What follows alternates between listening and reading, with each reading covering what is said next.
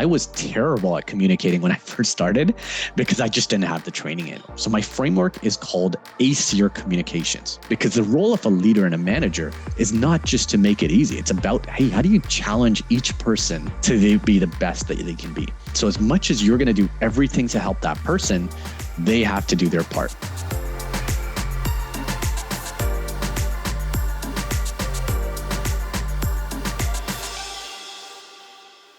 Hi there, my name is Ron Monteiro, and I'm the founder and president of Kicked Inc. My company spends a lot of time helping individuals maximize their potential. I help individuals and teams improve their communication skills in order for them to be as effective and as fulfilled as possible. Prior to that, I spent 18 years in the consumer packaged goods industry in companies like Kraft, Campbell's, and Kruger, and I'm a massive fan of soccer. I really believe in living with passion, and I love leading and helping individuals lead high-performance teams.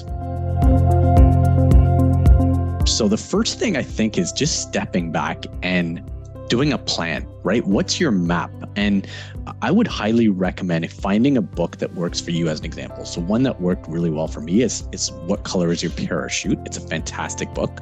Or another one is Success Principles. And what that is it really tries to help you map out what you're trying to do and say, for example, what companies would I like to work for? What specific roles? And then you have a destination, right? To me, that's the very first thing to say is, what do you truly want? A lot of people just jump right into the first thing that comes their way. Number two is really around networking, right? Learning how to network. And I remember when I first came out of school, I was horrible at networking. And now I do a lot of coaching for university students as well as people joining the workforce. And I talk to them a lot about deliberate practice in networking. So for example, if they went to a networking event and I was there, set up a little call, ask them on LinkedIn, connect with them on LinkedIn. So networking is absolutely critical. And then the third is working on your interview skills, right? I work with a lot of people who get the interview, which you all know is very, very hard. But then when they get the interview, they're not as prepared as they could be. Right? And this could be recording yourself on a phone, watching a whole bunch of YouTube videos. I mean, that was my go-to, even deep into my career. I would really spend time watching YouTube videos to say, how can I show up the best possible self for that particular role, right? And there's a whole series of things you can do to prepare for an interview that will put you in the best standing. You're not always going to be the selected, but you want to be in contention, right? And again, for all these things, I think it's just like anything else. It's about the amount of time you put in is really what you're going to get out. How do you communicate information, and in my case, financial information, in a very, very effective way? And I'll step back that I learned from basically every experience. And I learned I was terrible at communicating when I first started because I just didn't have the training in. And I landed in an organization which actually said, look, beyond the technical skills, which were kind of table stakes for finance and accounting, I needed to be better at communication, right? I was given that as my development plan. And I went on this journey to really try and understand who are the best communicators in the organization.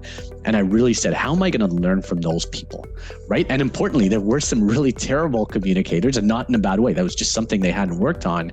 How do I say, what are the things I don't want to do? So for example, I remember this one presentation that was a very heavy finance subject. It was a very, difficult accounting concept.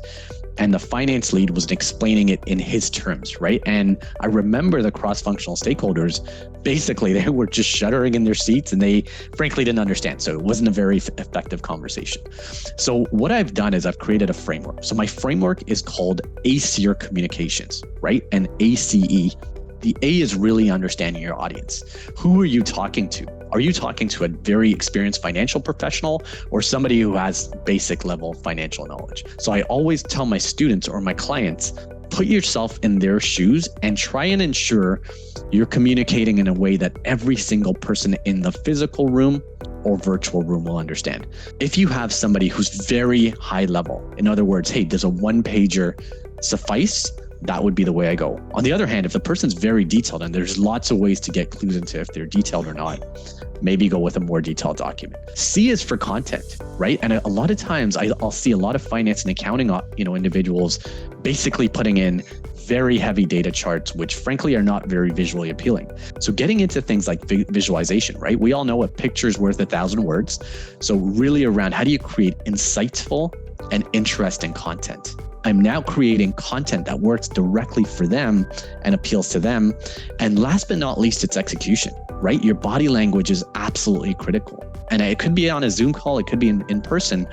And this is really, really powerful. There's a wonderful TED talk by Amy Cuddy, which talks about the importance of body language.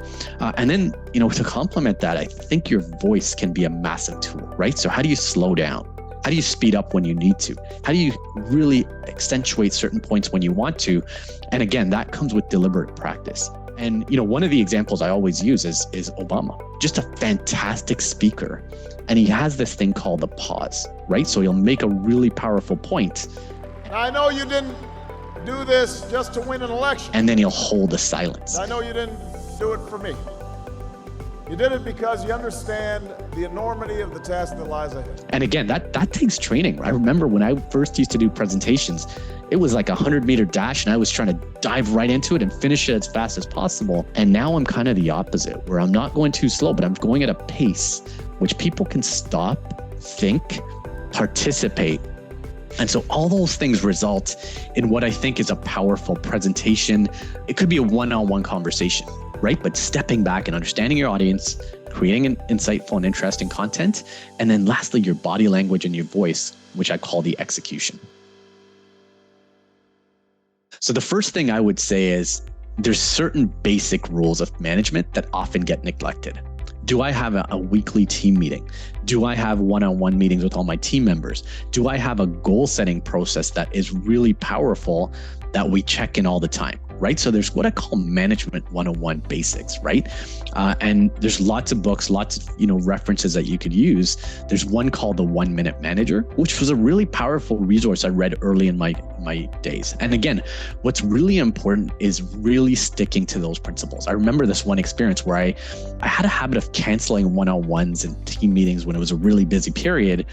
And it was the biggest mistake ever. I always say now, in those busiest periods, that communication is more important than ever. And I think that leads me to the most important thing to me is communication, right? And again, a really skilled manager really dives deep to say, how does each person on my team like to be communicated to, right? I have this one peer who's a CFO, and he sends out an Excel spreadsheet, which actually asks his team members, do you like email? Do you like verbal communication? Do you like being praised in public or in private? And all those questions start tailoring his style to his team members, right? Whereas I'm sure we've all worked for people who it's their style, their way or the highway. And to me, those days are done. Like those type of leaders are essentially extinct. So the first thing is those management 101 basics. The communication is absolutely critical. And then it's around building trust, right? One of the first things I always tell people is spend time understanding each of your team members professionally and personally. And there's a wonderful book called Radical Candor by Kim Scott, which talks about once you've built that trust, that's when you can have some real conversations, right? Because the role of a leader and a manager is not just to make it easy. It's about, hey, how do you challenge each person to be the best that they can be? But before you go there, you really have to build trust in a very, very authentic way. Know their kids, know their friends, know their restaurants. What are the things that really makes them tick and get into their world? And again, once you do that, then it becomes a really powerful relationship. And I remember once I got there, then it was about, hey, how am I going to hold this person to the highest level standard? How am I going to challenge them to jump out of their comfort zone so that at the end of the year, at the end of the quarter, at the end of the month, whatever it is, they feel like, wow, I've come a long way. Because the reality is the comfort zone is easier, but it's also one that results in kind of boredom, lethargy, things like that. Communication's absolutely important, building trust, those management 101 principles, and then holding yourself and your team to a higher standard. And when I say yourself, it's leading by example. The way you communicate, the way you, for example, handle a tough situation. I always talk about, praise in public, reprimand in private, right? So when you have your team's back, but you're willing to have those tough conversations after on the side, it becomes a really, really powerful approach, right? So there's many, many ways to learn. There's also a wonderful concept called servant leadership that you may want to look at, which says, look, it's a privilege and I'm going to do it the best way I can possibly do it. One of the organizations, which I actually stayed at for 15 years, Kraft Foods, they did a fantastic job onboarding. And what do I mean by that? So first of all, my experience before I started was fantastic. They sent me a basket of all the Kraft goods. They sent me information ahead of time such that when I got there on day one, look, I may not even have had my laptop or whatever it is, but I was feeling like, wow, this company really wants me. Number two, they had an orientation set up, and it was a big organization. So this was on a grander scale than probably most organizations can do. But we already had a tour of the factory. We had a sales tour. We had leaders come in and speak about what they do. So we had a real good 360-degree view of the company. And as opposed to just chucking me into my cubicle or whatever it is, I was like really told, hey, you're very important. Even though I was a very junior finance team member, here's what the organization does, including going out to manufacturing facilities. Think about an accountant going out there to understand the broader landscape. So for me, that was a wonderful way.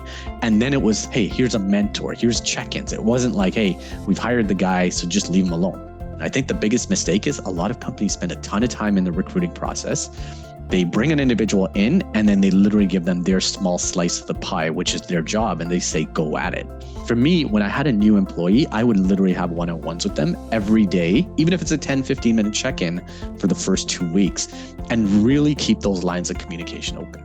So I think the biggest mistake I see is that kind of, hey, just put them in their role without the proper onboarding, lack of communication, and then you're left with people who are kind of, hey, they know what they need to do on a very micro level, but they don't really build that loyalty towards the company. And I've seen so many examples of somebody who will go into a company and a few weeks later, a few months later, they leave and they just haven't built that loyalty because the company hasn't invested in proper training and development and onboarding.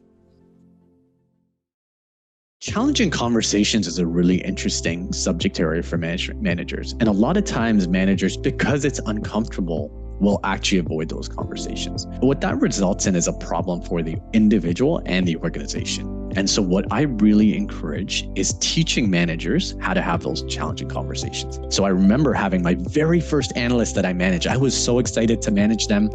And frankly, their work wasn't up to par. And I remember talking to my manager at the time, and she told me, look, it's a two-way street, right? So as much as you're going to do everything to help that person, they have to do their part. So she really coached me to say, okay, here's the type of conversations I would have. Here's how I would do it. And she was a very, very seasoned manager. And so I would do it. I would actually spend a lot of time, first of all, building trust early in our relationship. You don't want to go right into that challenging conversation right away. But then once you've built trust, once you've shown the person you have their back, then it's about really calling out specific examples in the moment, right? So let's say there was a meeting with a cross-functional team. What I would do right after that is I'd say, hey, can we chat about this for 15, 20 minutes at a time where we both are available? And I would go through specific examples and ask the question, right? It's not us against them. It's about us on the same page. And then align on, hey, here's how we're going to do things differently as a dialogue. And then it's about having that capacity to hold people accountable. And there's a wonderful book called It's Not About the Coffee, right? By Howard Behar, a former president of Starbucks. And he talks about, you have to hold people to a different standard, but it's about having those challenging conversations. And again, it's just like anything else. It takes practice because that first one is very hard. I remember really kind of almost sweating, but I would prepare for it. I would ensure I really have the mindset, learn to calm down, have the conversation, prepare for it, actually practice it with somebody else. And that way you can get to the point where you feel comfortable. Because I know once I was towards the end of my management career, I was very comfortable because you've set the stage by having those very good dialogues on here's the goals, here's quantifiable goals. And if the person's not on track for that, then it becomes a very objective as opposed to subjective discussion. And another thing I used as a really powerful tool is when I had a person who was struggling on my team, I would do 360 feedback, right? I'd go to their top stakeholders, their top 5, and ask for qualitative feedback whenever I could and quantitative if they had it. right? So in one case, we actually did a survey that was systems based at one of the companies. But again, what that does is it puts that person in a position where I really care. I've taken the time to get feedback, and I'm going to share that feedback in a non-confrontational way that's always on that, hey, how do I find the glass half full? Where are opportunities to help you get to the next level, right? And then back to my earlier point, it becomes a two-way street, and you align on here's the next steps to get to wherever we both want to go, and we both have a part to play in that. So again, it becomes one of those skills that's very, very important as a leader, and it becomes one you can become very skilled at in a way that you still maintain very good relationships with people, but it's in the best interest of them.